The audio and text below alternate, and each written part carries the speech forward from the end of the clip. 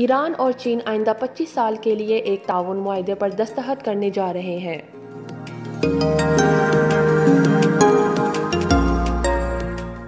ईरानी दारुल-हुकूमत Tehran में वजारत हारजा के तर्जुमान सईद हतीबजादा के मुताबिक आज हफ्ता 27 मार्च के रोज इस मुआहदे पर दस्तखत किए जाएंगे।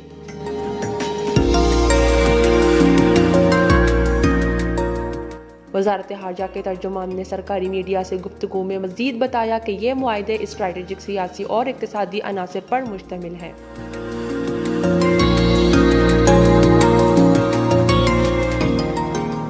चीनी वजीर हारजा वांग यी के ईरान के दौरे के मौके पर इस मुआहदे पर दस्तखत किए जा रहे हैं।